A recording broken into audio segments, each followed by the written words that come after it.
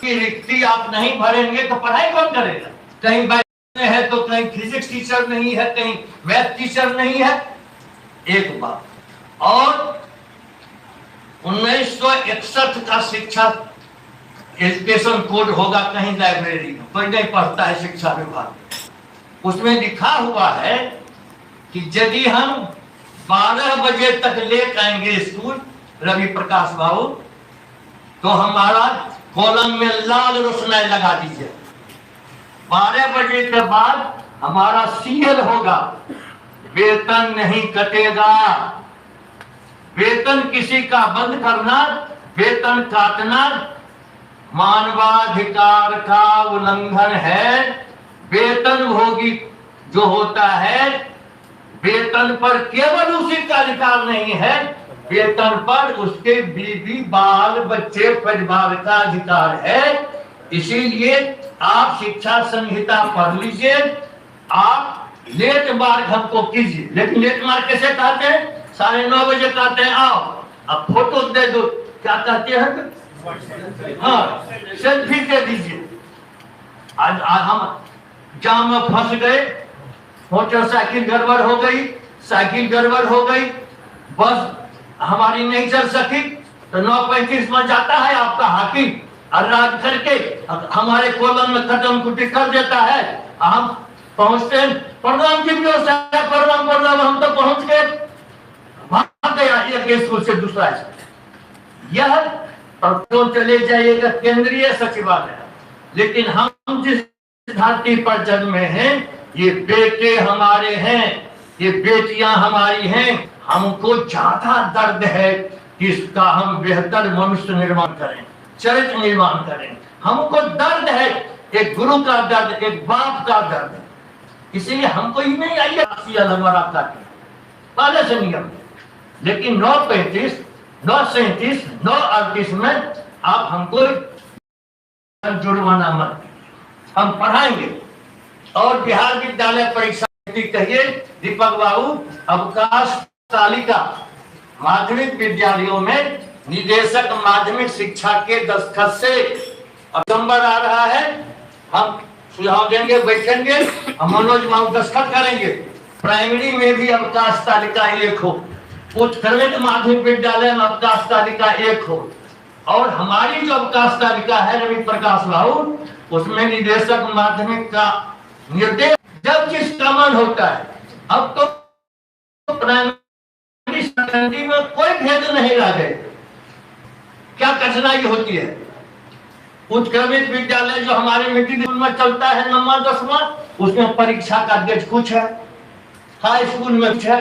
अब प्राइमरी में जाते हैं बीओ साहब देखने के लिए तो बंद मिलता है, और कभी उत्क्रमित में जाते हैं तो बंद मिलता है। निरीक्षण में भी असुविधा होती है, अध्यापन में भी असुविधा होती है, वर्ग संचालन में भी असुविधा होती है।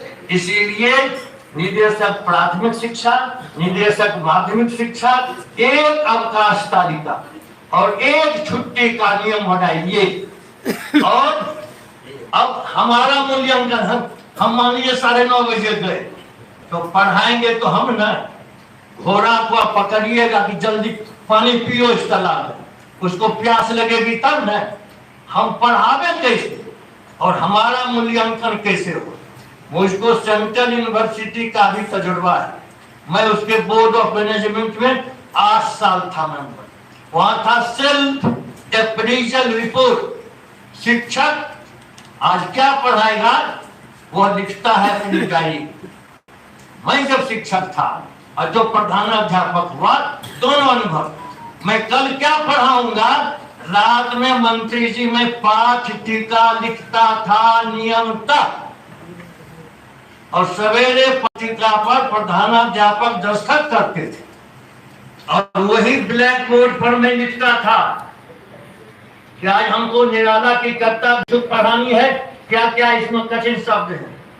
और लड़कों से मैं लिखवाता था या करके संधि विच्छेद करो, आप पाठ टीका अनिवार्य कीजिए। और पुराना असेसमेंट सिस्टम 80% लिखित परीक्षा और 20 नंबर का असेसमेंट, ये हमारा मूल्यांकन होगा, हम पढ़ाते हैं कि नहीं, यही प्रमाण होगा। जो नहीं पढ़ाते निकम्मा है उसको हटा दीजिए, आप नहीं हटा सकते, हटाने का नियम है। आप हटाइएगा क्यों? आपने हमारी 4 परीक्षा ली, हम पहले एमए किए, बीए किए, बीएड किए, 2 परीक्षा, तीसरी पात्रता परीक्षा, चौथी दक्षता परीक्षा। तो हमें निकम्मा, हमें नाकाबिल, हम सब दक्ष हैं, लेकिन मैं ईमानदारी शिक्षक होने के नाते मैं नहीं पढ़ाता हूं, क्योंकि मेरा मूल्यांकन आप नहीं करते। मेरा मूल्यांकन करते हैं हाजिर करते, मेरा मूल्यांकन करते हैं डीपीओ ऑफिस में बुला के। और तुम गैर हाजिर है, साफ साफ कहता हूं रवि प्रकाश बाबू, आपके यहाँ जाके शिकायत है। डीपीओ या डीओ कहती है, कहता है तुम इसका बन जाओ। देखो चली है कंपनी टूथपेस्ट बेचने वाली, साड़ी बेचने वाली, पैजामा बेचने वाली, दीपक बाबू गए हैं बेगूसराय जांच कर। डीपीओ डीओ ऑफिस में हमारे शिक्षकों का भयंकर शोषण होता है, हर एक चीज में। इसको हम रोकेंगे आपके सहयोग से, क्योंकि हम भी आदत सुधारेंगे। और रोज आप कहते हैं कि प्रतिनियोजित शिक्षक नहीं रहेंगे, क्या कीजिएगा? देखिएगा अब इतना किलोमीटर में है, आप लगाइए, हम आपका सहयोग करेंगे। पढ़ाने में कोई समझौता नहीं। मैं उसके बहुत ही कठोर आदमी हूं, मैं कठोर प्रधानाध्यापक भी रहा। मैं जब बरामदे पर निकलता था कोई एक शब्द नहीं बोल सकता, मेरे कक्ष में कुर्सी नहीं लाती थी माननीय मंत्री महोदय। आप लेक्चर हो तो वो टेबल जाता था लंबा, कोई शिक्षक वर्ग में बैठा नहीं रहेगा। आप इस सिस्टम चालू कीजिए, लेकिन बिना विसंगति दूर किए, बिना समान वेतन दिए, बिना शेड्यूल 2 लागू किए, ये असंभव है। आपके डर से हम क्लासरूम में जाएंगे। कल बड़ा याद किया है, नहीं सकते मारे 4 तमाचा, अपने मन का गुस्सा, इसको प्रक्षेपण विधि कहते हैं। गुस्सा है निदेशक का, दीपक बाबू का, हमारे 4 तमाचा लड़का लड़की को प्रक्षेपित करते हैं गुस्सा। असंतुष्ट संगठित बल युद्ध में अराजक होता है, और संतुष्ट अब व्यक्ति भी आपका सामाजिक परिवर्तन कर दे।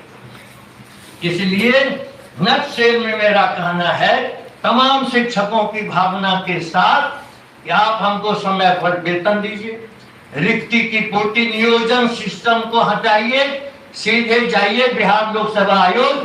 धन्यवाद है लालू प्रसाद को, उन्होंने जो बिहार लोक सेवा आयोग से पहली बार प्राथमिक विद्यालयों में जिन शिक्षकों की नियुक्ति की, उनको वही वेतनमान दिया। चलिए, जिन विद्यालयों में प्राथमिक मिडिल में हमारे वे शिक्षक हैं, वैसा हाई स्कूल में भी नहीं मिले।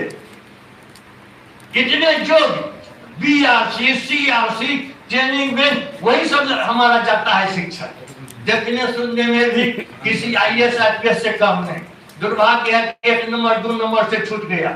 प्राथमिक शिक्षक ऐसे हैं हमारे, वो एमएससी है, बीएससी है, डीलिट है, पीएचडी है, सबको अपने कमा कर दीजिएगा। जी नहीं, मैं नहीं मानूंगा। प्राथमिक माध्यमिक अच्छे शिक्षक हैं, काम लेना है हमको उन शिक्षकों से, और काम लेना है प्यार से, मोहब्बत सम्मान देकर।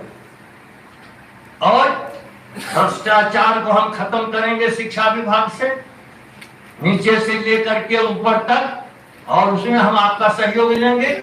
हम बताएंगे कहां कहां गड़बड़ कर रहा है हमारे शिक्षकों के साथ छुट्टी मंजूर करने में।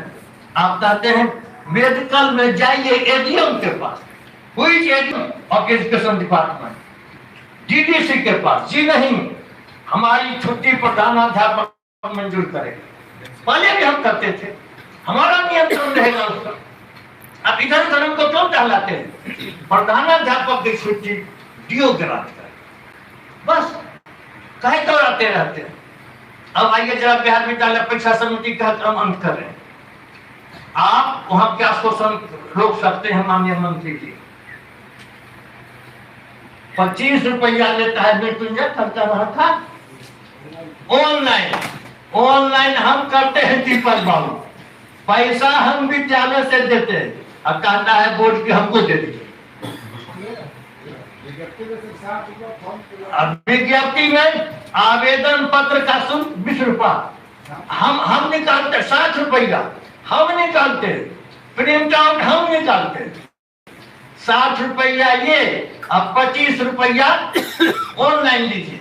अब आइए डमी एडमिट कार्ड, एक बार डमी प्रिंट आउट निकाले, 2 बार डमी प्रिंट आउट निकाले, 3 बार डमी प्रिंट आउट निकाले, जो ये प्रिंट आउट का कितना पैसा? 30-35 से कम है। हमारा राज्य गरीब है। हमारे जो पिछड़े, अति पिछड़े, अनुसूचित जाति, अनुसूचित जनजाति के अतिरिक्त भी बहुत से गरीब परिवार हैं जो भागते हैं कोचिंग से प्राथमिक विद्यालय में आ जाते हैं पोशाक के लिए, साइकिल के लिए।